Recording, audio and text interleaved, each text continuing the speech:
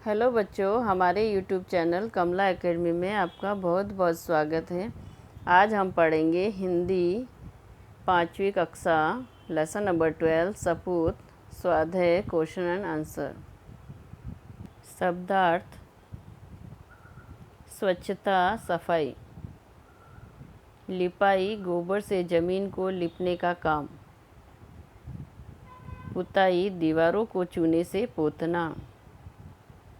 परिसर, घर के आसपास की जगह। निर्मल, साफ।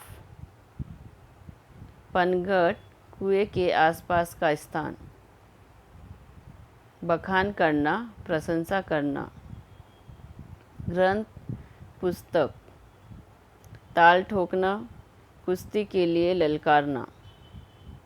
मुकाबला, सामना। कपूत, बुरा पुत्र। जोश, उत्साह। गर्व, घमंड। व्याख्यान, भाषण। दंगल, कुश्ती। नामी, प्रसिद्ध। पछाड़ना, हराना। संकोच, हिचकिचाहट या शर्म। बोध, ज्ञान। कोष्ठक में उचित शब्द चुनकर रिक्त स्थानों की पूर्ति करो। 3 स्त्रियां अपने अपने लाडलों के डैश का बखान कर रही थी। उत्तर: गुणों। पहले स्त्री का बेटा बड़े बड़े डैश पढ़ लेता है। उत्तर: ग्रंथ। एक दिन डैश पर 3 स्त्रियां पानी भर रही थी। उत्तर: पनघट। मेरा लाल डैश स्वभाव का साधारण किसान है। उत्तर: सीधे साधे।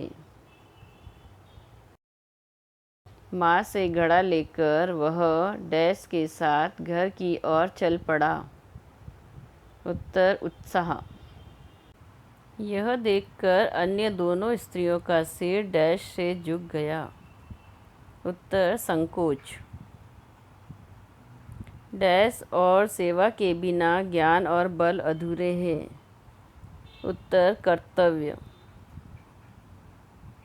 दोनों स्त्रियां समझ गई कि डैश तो तीसरी स्त्री का बेटा ही है।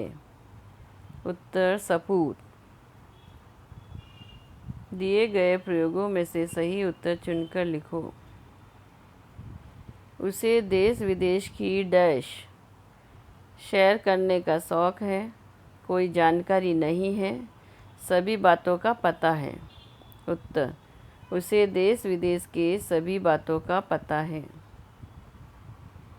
तीसरी स्त्री का बेटा दिन भर डैश मिल में काम करता है, खेत में जुता रहता है, घर में काम करता है। उत्तर: तीसरी स्त्री का बेटा दिन भर खेत में जुता रहता है।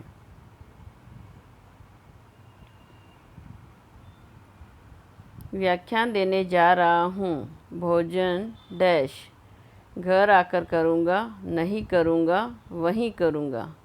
उत्तर: व्याख्यान देने जा रहा हूँ, भोजन वहीं करूँगा। अन्य दोनों स्त्रियों का सिर डैश संकोच में झुक गया, चकरा गया और गर्व से ऊपर उठ गया। उत्तर: अन्य दोनों स्त्रियों का सिर संकोच में झुक गया। निम्नलिखित प्रश्नों के उत्तर एक एक वाक्य में लिखो। 3 स्त्रियां कहाँ पानी भर रही थी? उत्तर: 3 स्त्रियां पनघट पर पानी भर रही थी। पनघट कैसा था?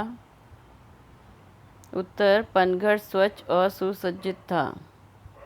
आदर्श गांव में सफाई की क्या व्यवस्था थी? उत्तर: आदर्श गांव की गलियों में नियमित रूप से झाड़ू लगाई जाती थी और नालियां रोज साफ की जाती थी। पहली स्त्री का बेटा किसके नाम बता देता था? उत्तर: पहली स्त्री का बेटा आकाश के तारों को देखकर उनके नाम बता देता था। दूसरी स्त्री के बेटे से कौन घबराते थे? उत्तर, दूसरी स्त्री के बेटे से बड़े बड़े पहलवान घबराते थे। पहली स्त्री का बेटा कहाँ जा रहा था? उत्तर, पहली स्त्री का बेटा व्याख्यान देने जा रहा था। दूसरी स्त्री का बेटा क्या करके आया था? उत्तर, दूसरी स्त्री का बेटा दंगल में एक नामी पहलवान को बुरी तरह पछाड़ कर आया था। तीसरी स्त्री को पानी भरने क्यों आना पड़ा? उत्तर, तीसरी स्त्री को पानी भरने आना पड़ा क्योंकि उसका बेटा मेला देखने गया था।